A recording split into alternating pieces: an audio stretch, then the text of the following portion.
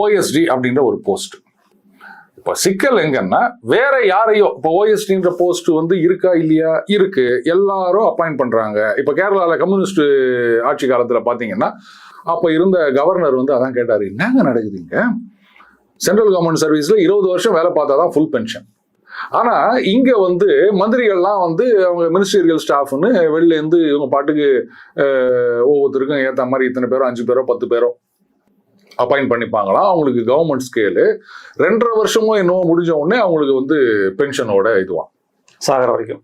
ஆமா, இப்போ அதுல எல்லாம் வந்து இடஒதுக்கீடு இருக்கான்னு யாரும் கேட்கல. கம்யூனிஸ்டுகள், சமூக நீதி பேசுற கம்யூனிஸ்டுகள் அதெல்லாம் கிடையாது. கட்சிக்காரங்க தூக்கி அந்த போஸ்ட்டுக்கு போட்டுப்பாங்க.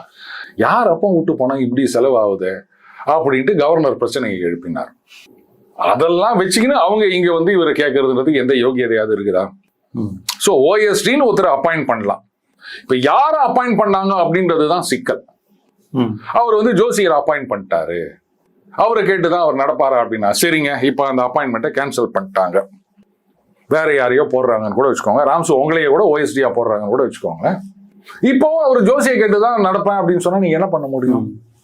ஓஎஸ்டியா கேட்டு நடக்க போறது அவர் பர்சனல் ஜோசியரா வச்சு கேட்டு நடக்கிறேன்னு சொன்னாருன்னா நீங்க போயிட்டு அதெல்லாம் பண்ணக்கூடாதுன்னு சொல்லுவீங்க. அதுக்கு அப்ஜெக்ஷன் யாரும் சொல்லலையே சார். நீங்க அப்படின்னா தனிப்பட்ட முறையில் வச்சுக்கன்னு சொல்லி தான் பிரேமலதா விஜயகாந்த் சட்டமன்றத்திலேயே சொல்றாங்க. நீங்க ஆனா அரசு நியமிக்கிறது அப்படிங்கறத அவங்க அப்ஜெக்ட் பண்றாங்க. சோ அப்போ உங்களுடைய பிரச்சனைன்றது வந்து இந்த சனாதனத்தை ஊக்குவிக்கும் அந்த ஜோசியரை கேட்டு நிமித்தக்காரர்களை கேட்டு நடக்கின்ற முதலமைச்சர்ன்றது உங்க பிரச்சனை கிடையாது. அவருக்கு கவர்மெண்ட் சம்பளம் கொடுக்க கூடாதுன்றதுதான் உங்க பிரச்சனையா? அப்ப அவங்க பகுத்தறிவு எல்லாம் பள்ளி இழிக்குது. உண்மையிலேயே நீங்க பகுத்தறிவு பேசுறவர் தான் என்ன சொல்லணும், என்ன நீங்க அவரை கூட வச்சுருக்கீங்க, அவரை நீங்க கூடவே சேர்க்க கூடாது.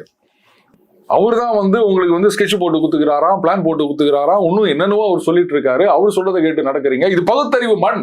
நீங்க கொள்கை தலைவரா பெரியார் அவர்கள் அப்படின்னு சொல்லியிருக்கீங்க. அப்படி இருந்துச்சு இவரு கேட்டு நடக்கலாமா? அவரை நீங்க முதல்ல வெள்ளத்தல்லுங்க அப்படின்னு சொல்லியிருந்தீங்கன்னா நீங்க உண்மையான பகுத்தறிவு பேசுறீங்கன்னு நான் ஒத்துப்பேன்.